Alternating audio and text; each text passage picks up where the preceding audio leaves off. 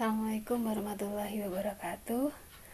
Baik, Ibu lanjutkan kembali pembahasannya mengenai kelas diagram.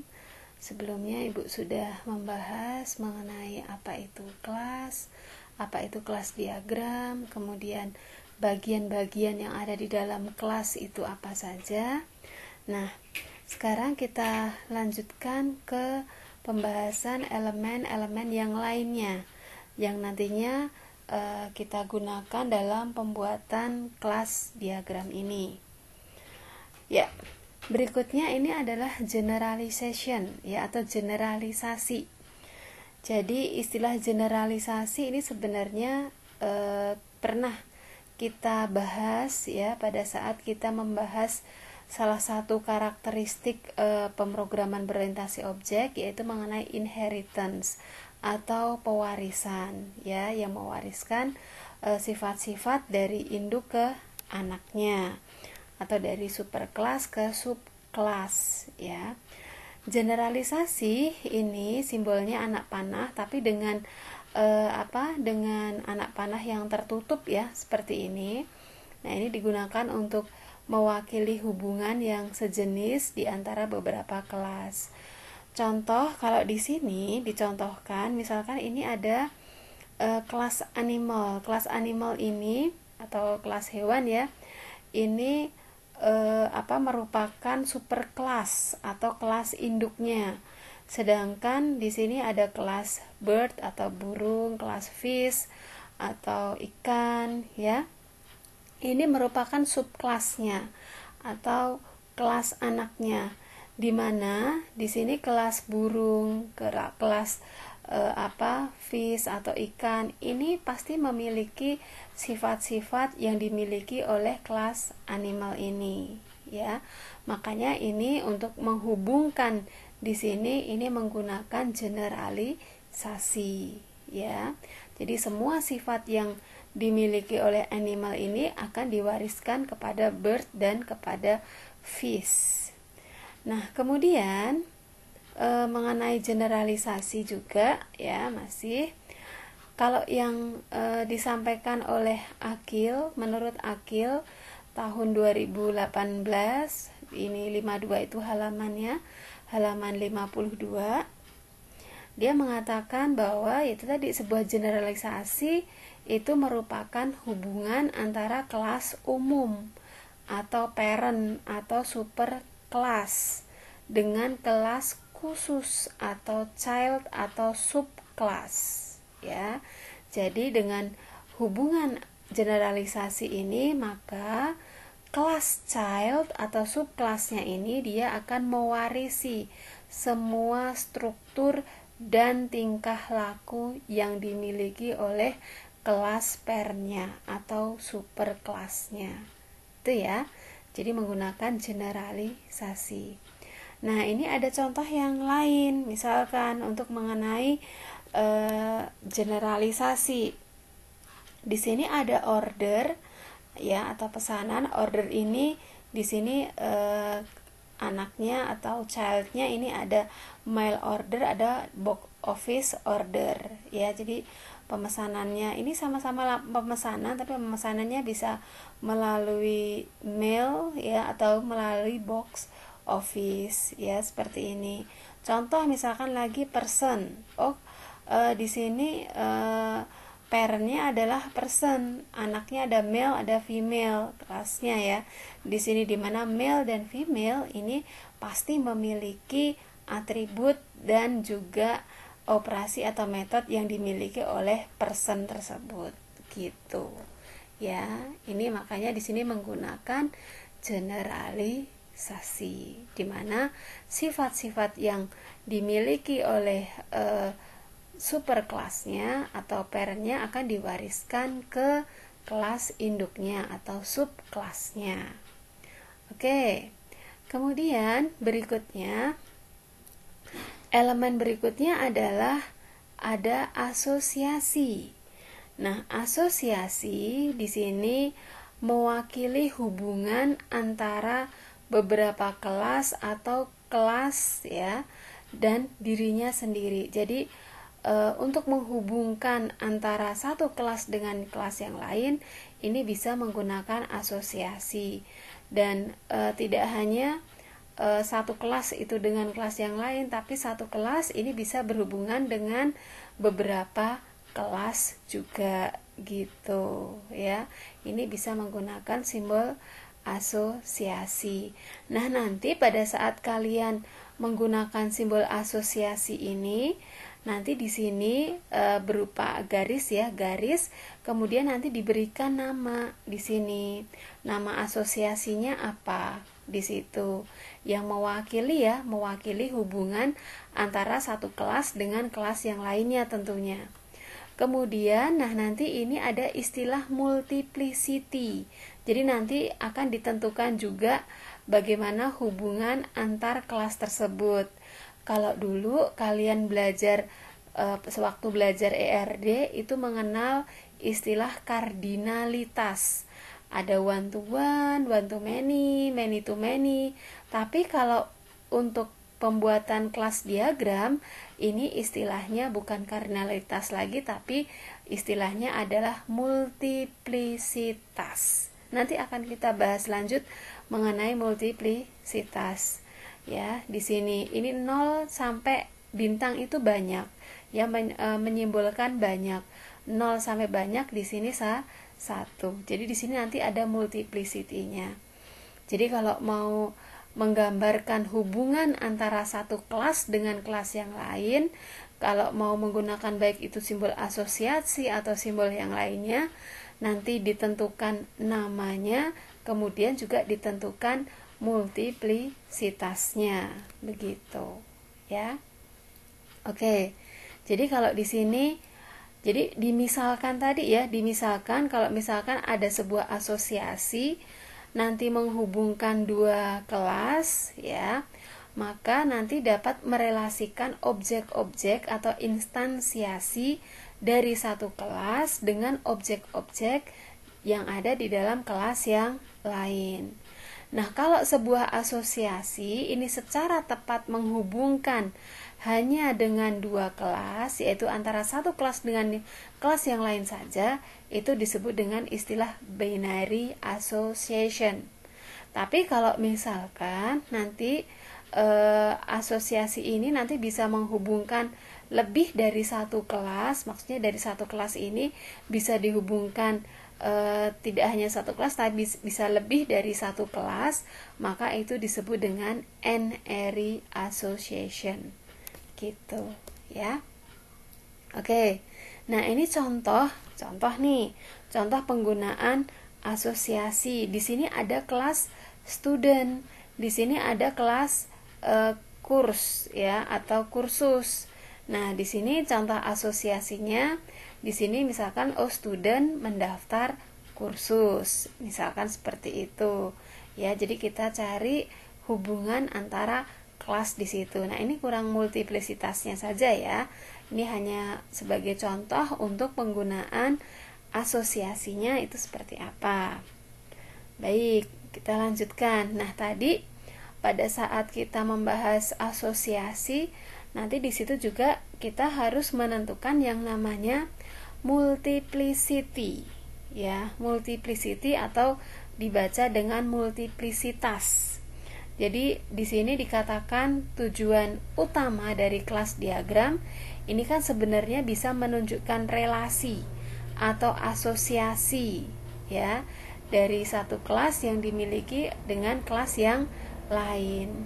Nah, relasi ini dikenal dengan istilah multiplicity, di mana format dari penulisan multiplicity ini yaitu dimulai dari angka minimal, titik-titik, kemudian angka maksimal. Ini artinya ada batas bawah, ada batas atas gitu. Batas bawahnya ya seminimal mungkin, batas atasnya ya semaksimal mungkin, begitu ya. Nah, nanti ada jenis-jenis multiplicity itu apa saja? Oke.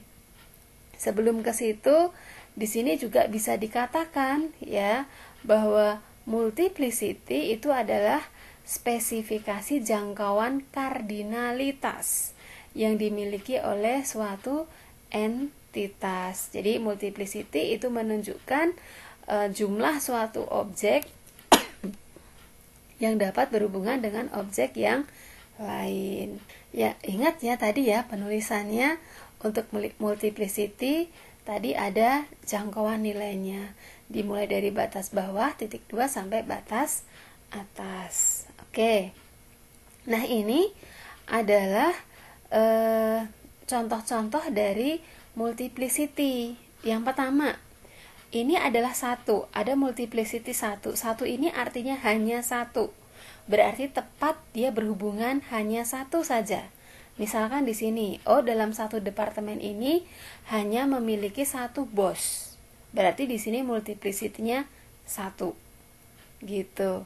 Kemudian di sini ada multiplicity-nya 0 sampai dengan bintang. Bintang itu banyak, ya. 0 sampai banyak. Contoh, misalkan di sini seorang karyawan ini hubungannya 0 sampai banyak child. Artinya apa? Di sini seorang karyawan ini ada kemungkinan ada yang tidak mempunyai child, atau bahkan juga bisa mempunyai banyak child. Makanya di sini 0 dimulai dari 0 titik-titik bintang. Karena ada kemungkinannya tidak memiliki. Makanya di sini menggunakan 0. Ya. Kemudian di sini multiplicity selanjutnya adalah 1 titik-titik bintang. Artinya apa? Misalkan berarti di sini dimulai dari 1 sampai dengan banyak. Contoh misalkan ini, satu bos ini dia kemungkinan bisa memiliki 1 employee atau 1 karyawan, ataupun bisa juga memiliki banyak karyawan. Makanya di sini bisa penulisannya 1 titik-titik bintang. Ya, ada kemungkinan hanya memiliki 1 ataupun banyak karyawan. Misalkan seperti itu. Ya, kemudian 0 atau 1, ya. Berarti 0 atau 1 ini berarti ada kemungkinan tidak memiliki. Contoh misalkan karyawan, ya, seorang karyawan ini kemungkinan ada yang tidak menikah, ya, spouse, pasangan, ya. Ada yang kemungkinan tidak memiliki pasangan ataupun hanya memiliki 1 pasangan, ya. Jadi maksimalnya di sini hanya 1, ya, 1 pasangan, ya. Oke. Tapi ada kemungkinan 0 gitu. Kalau di sininya kalian hanya menuliskan 1, misalkan ya di sini employee pasti, kalau misalkan kalian di sini menuliskan 1, berarti employee pasti memiliki pasangan, 1 pasangan. Padahal kan di luar sana kan kemungkinan ada juga yang tidak memiliki pasangan. Gitu. Walaupun sebenarnya ada ya beberapa mungkin employee yang pasangannya itu lebih dari 1, ya. Tapi kan secara umum pasangannya itu kan pasti hanya 1. Gitu, ya. Nah, ini cara ininya kalian dalam menentukan multiplicity-nya harus bisa seperti itu, ya. Menggunakan 1, kemudian 0 sampai banyak, atau 1 sampai banyak, atau 0 sampai 1. Nah, kemudian bisa juga dengan menggunakan ring, ya, ring. Jangkauan nilainya seperti ini. Misalkan di sini ada employee, ada vacation. Contoh, berarti di sini seorang karyawan itu bisa mengambil libur atau cuti dari 2 sampai 4 hari misalkan. Ini berarti vacation-nya selama 2 sampai 4 hari. Kemudian ada juga multiple. Contohnya seperti ini, 1 sampai 3,5 dan seterusnya. Contohnya di sini adalah seorang karyawan ini bisa juga dia merupakan anggota dari 1 atau 1 sampai 3 atau 5 komite. Jadi bisa menggunakan multiple seperti ini juga bisa gitu. Jadi kemungkinan karyawan ini dia merupakan anggota dari 1 atau bisa juga kemungkinan 3 sampai 5 komite gitu. Itu ya. Ini mengenai penggunaan jenis-jenis dari multiplicity.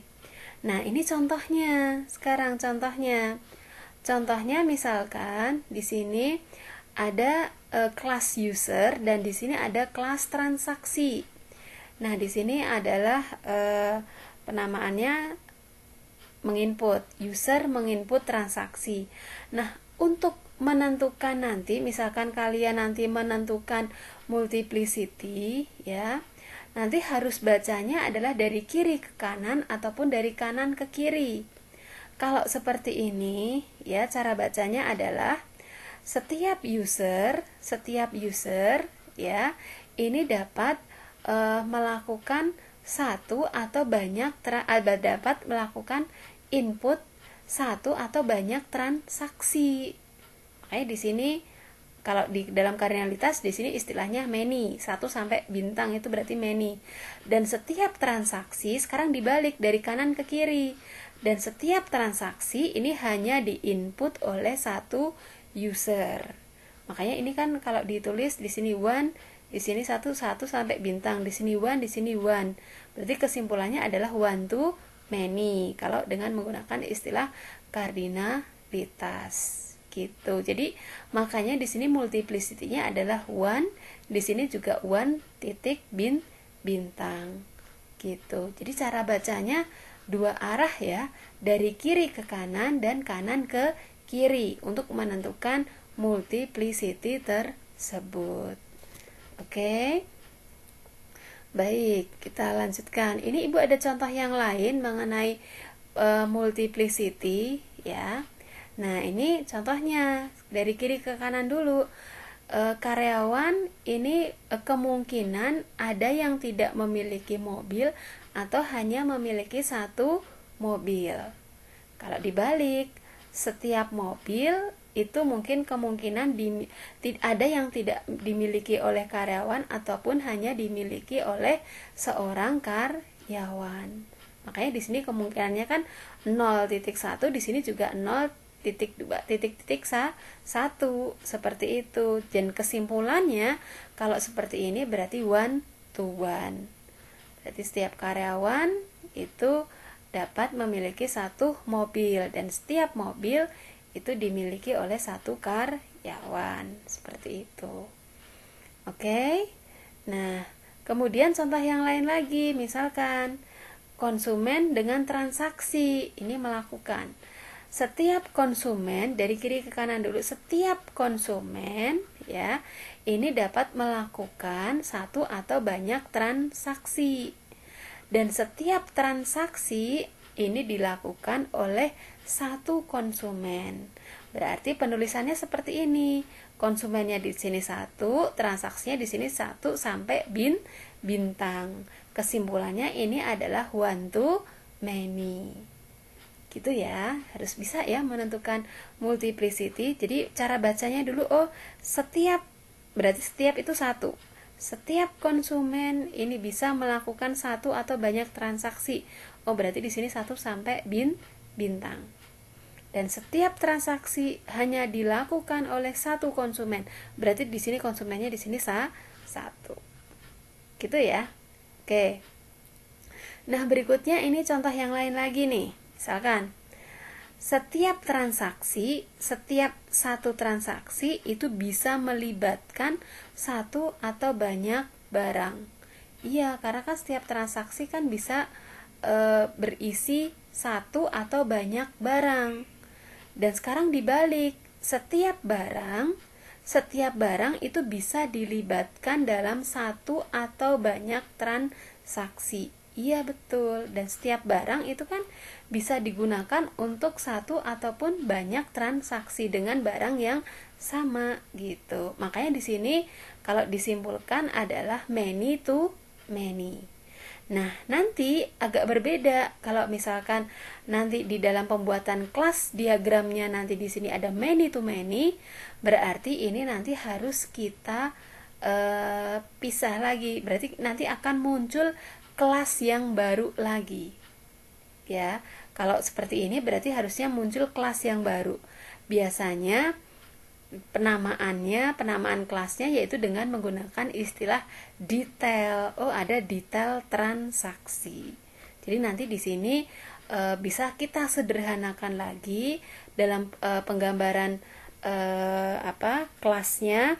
Kalau di sini asosiasi multiplicity-nya adalah many to many. Sehingga nanti akan muncul satu kelas yang baru lagi. Gitu, ya. Oke. Itu benar-benar harus kalian pahami mengenai bagaimana penggunaan multiplicity. Harus bisa ya untuk menentukan multiplicity-nya. Seperti itu. Oke. Nah, berikutnya adalah elemen berikutnya adalah aggregation atau agregasi. Simbolnya di sini ada seperti belah ketupat, tapi di sini kosong, ya. Agregasi itu merupakan hubungan sebagian atau part of yang logis di antara beberapa kelas atau suatu kelas dengan kelas itu sendiri. Dan biasanya agregasi ini terbuat dari objek-objek yang bisa dibagi atau ditukar. Angka di sebelah kanan itu boleh satu dan juga boleh banyak. Maksudnya yang di sini, yang diagregasi. Di sini angkanya ini boleh satu ataupun bisa boleh banyak, ya, yang ada di agregasi ini. Nah, agregasi itu, ya, Ibu lanjutkan. Agregasi ini merepresentasikan hal yang lebih besar, keseluruhan yang berisi hal yang lebih kecil, ya. Jadi di sini merepresentasikan hubungan yang memiliki arti bahwa objek keseluruhan itu memiliki objek-objek bagian. Contoh seperti ini. Nah, di sini kan kelas perusahaan. Oh, kelas perusahaan ini sebagai sebagai kelas keseluruhan. Sedangkan divisi ini adalah merupakan bagian. Makanya ini menggunakan agregasi. Kenapa? Divisi ini karena merupakan bagian dari perusahaan. Makanya ini menggunakan agregasi. Gitu, ya. Jadi setiap perusahaan itu bisa memiliki banyak divisi. Seperti itu, ya. Jadi divisi ini merupakan bagian, a part of, ya, tadi ya. Makanya di sini menggunakan agregasi. Oke? Nah, contoh yang lain. Nah, seperti ini, misalkan di sini ada employee, ada department, ya. Jadi department ini yang keseluruhan, employee ini yang bagian. Artinya adalah bahwa dalam setiap departemen ini memiliki karyawan atau karyawan ini merupakan bagian dari departemen. Makanya di sini dikatakan bahwa setiap karyawan itu bisa memiliki satu atau banyak departemen, dan setiap departemen itu memiliki satu atau banyak karyawan. Ya, seperti itu. Contoh lagi di sini ada desk, ada office, ya, ada desk, ada office, ya. Ini desk ini merupakan bagian dari office, ya. Office merupakan bagian keseluruhan dari suatu desk, seperti itu. Makanya ini menggunakan agregasi, ya. Oke. Nah, contoh berikutnya adalah composition atau composite, ya, atau composite. Nah, composite simbolnya hampir sama dengan agregasi, tetapi tadi agregasinya kan tadi belah ketupatnya kosong. Kalau di composite belah ketupatnya ini diarsir seperti ini. Dan angka yang diperbolehkan di sebelah kanan di sini di composite ini adalah hanya angka 1 saja. Jadi tidak boleh banyak. Kalau di agregasi bisa 1, bisa juga banyak. Tapi kalau di composite ini hanya diperbolehkan 1 saja. Gitu, ya. Dan di sini composite itu memiliki hubungan fisik antara beberapa kelas atau kelas dan kelas itu sendiri. Jadi kalau composite itu tidak bisa dibagi lagi atau tidak bisa ditukar lagi. Beda lagi dengan agregasi ya, tadi maksudnya masih bisa dibagi atau ditukar. Tapi kalau composite tidak, ya.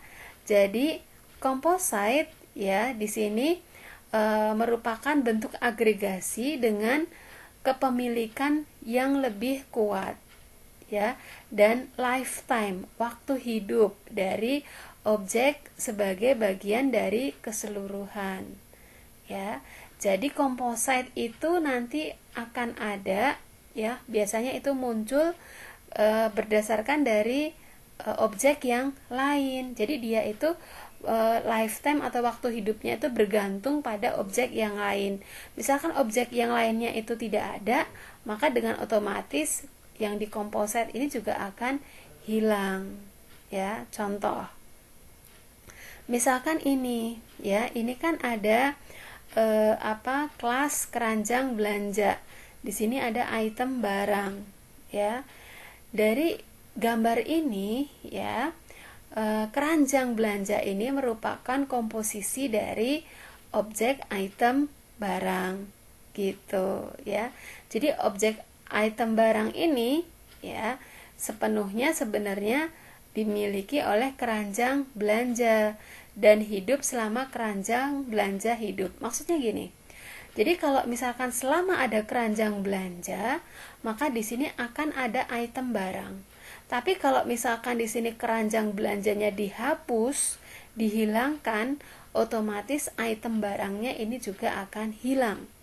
Karena apa? Karena item barang ini bergantung kepada keranjang belanja.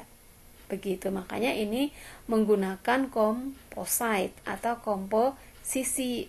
Jadi item barang ini muncul karena adanya keranjang belanja, gitu. Makanya dia bergantung pada keranjang belanja, gitu, ya. Jadi kalau ininya dihapus, udah otomatis dia akan hilang, gitu, ya, item barangnya. Contoh lagi yang lain, misalkan di sini ada room, ada building, ya, ada room, ada building. Dimana kalau misalkan buildingnya ini kita hapus, bangunannya kita hapus, ya otomatis roomnya nggak ada, akan hilang. Misalkan lagi di sini ada button, ada mouse, ya. Button ini kan merupakan bagian dari mouse, jadi bergantung pada mouse. Jadi kalau mouse-nya nggak ada, ya otomatis buttonnya hilang, gitu, ya. Jadi ini tidak dapat berdiri sendiri, gitu, ya. Itu merupakan composite. Baik. Nah, ini ada contoh mengenai kelas diagram. Ini contohnya sudah contoh yang jadi, ya, mengenai kelas diagram. Di sini si user nanti akan, setiap user itu bisa menginput banyak transaksi, satu atau banyak transaksi, dan setiap transaksi nanti akan diinput oleh satu user. Dan setiap user nanti bisa menginput satu atau banyak barang, dan setiap barang nanti akan diinput oleh satu user. Begitupun dengan ini. Nah, ini kalau kalian perhatikan, ini muncul yang namanya detail transaksi. Sebenarnya sebelum muncul detail transaksi, ini ada asosiasi antara barang dengan transaksi. Kalau barang dengan transaksi kita asosiasikan, nanti multiplicity-nya adalah many to many, di mana setiap barang itu bisa dilibatkan dalam satu atau banyak transaksi, dan setiap transaksi itu bisa melibatkan satu atau banyak barang. Makanya many to many. Karena di sini many to many asosiasinya, makanya dapat disederhanakan lagi sehingga muncul yang namanya detail transaksi ini. Jadi detail transaksi itu muncul karena itu tadi, ya, sebelumnya. Karena kan ini udah jadi, ya.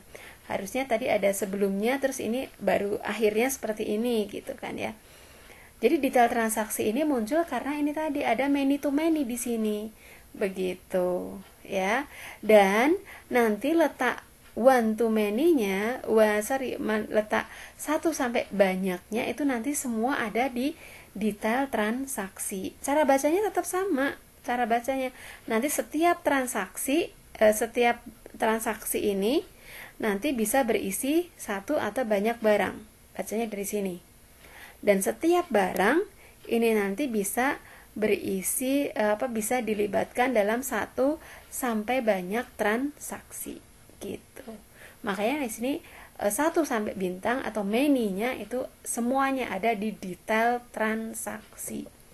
Jadi diperhatikan ya nanti dalam membuatkan kelas diagramnya begitu. Oke. Nah, ini adalah contohnya.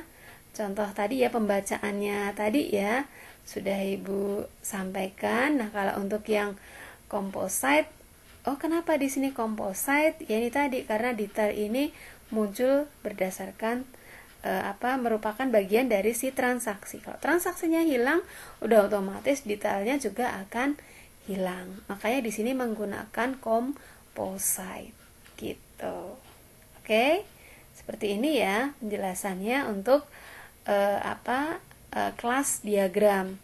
Nah, nanti di sini Ibu akan memberikan contoh pembuatan dari kelas diagram itu sendiri. Mungkin nanti akan Ibu berikan contoh di bagian selanjutnya saja ya. Di bagian selanjutnya akan Ibu berikan contohnya mengenai bagaimana cara pembuatan kelas diagramnya dengan menggunakan IE juga nantinya di bagian selanjutnya. Oke. Untuk elemen-elemen dari atau simbol-simbol dari pembuatan kelas diagram sudah Ibu jelaskan semuanya. Semoga bisa dipahami. Kalau ada yang kurang paham, nanti bisa ditanyakan ke Ibu. Oke, cukup sekian. Terima kasih. Assalamualaikum warahmatullahi wabarakatuh.